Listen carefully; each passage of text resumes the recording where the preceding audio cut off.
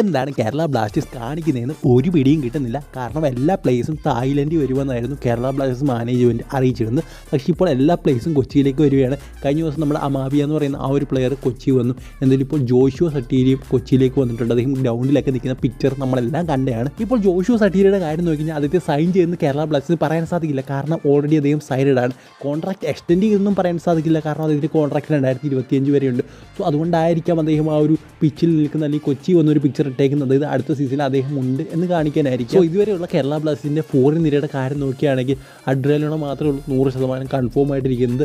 നോവാസുദി sign ചെയ്യുമെന്ന് പറയുന്നു. ഇതുവരെ അനൗൺസ് ചെയ്തിട്ടില്ല. എന്തായാലും മാർക്കസ് മെർക്കലോ പറഞ്ഞ കാര്യമാണ്. സോ ഉറപ്പായിട്ടും സൈൻ ചെയ്യുന്നത് തന്നെയാണ് വിചാരിക്കുന്നത്. പിന്നെ ഇപ്പോൾ ജോഷുവ സട്ടീരിയെ കാണിച്ചിട്ടുണ്ട്. സോ അദ്ദേഹം ഏതാണ്ട് കൺഫേംഡ് ആണെന്നാണ് തോന്നുന്നത്. പിന്നെ ക്വാമി പെപ്പറയുടെ കാര്യം എന്താണെന്ന് ഇതുവരെ പുറത്തേക്ക് വന്നിട്ടില്ല. സോ അങ്ങനെയാണെങ്കിൽ ഇനി കേരള ബ്ലാസ്റ്റേഴ്സ് സൈൻ ചെയ്യാൻ പോകുന്നത് 2 CB ഫോറിനേഴ്സിനെ ആയിരിക്കും. സോ ഇപ്പോൾ മിലോസിൻ്റെ കോൺട്രാക്റ്റ് ഇതുവരെ എക്സ്റ്റെൻഡ് ചെയ്തിട്ടില്ല. എക്സ്റ്റെൻഡ് ചെയ്യുമെന്ന് പറഞ്ഞു കേട്ടിരുന്നു. പക്ഷേ ഇതുവരെ അതും ചെയ്തിട്ടില്ല. സോ അങ്ങനെ നോക്കുകയാണെങ്കിൽ 2 ഫോറിൻ സൈനിങ് കൂടി ബാക്കിയുള്ളൂ. അതായത് ക്വാമി പെപ്പറയുടെയും ജോഷുവ സട്ടീരിയുടെയും അനൗൺസ്മെൻറ്റ് എന്തായാലും ചെയ്തിട്ടില്ല. 2 പേരുടെ എക്സ്റ്റെൻഡും അല്ല, സൈനിങ് ചെയ്യുന്ന ആ ഒരു സംഭവമല്ല.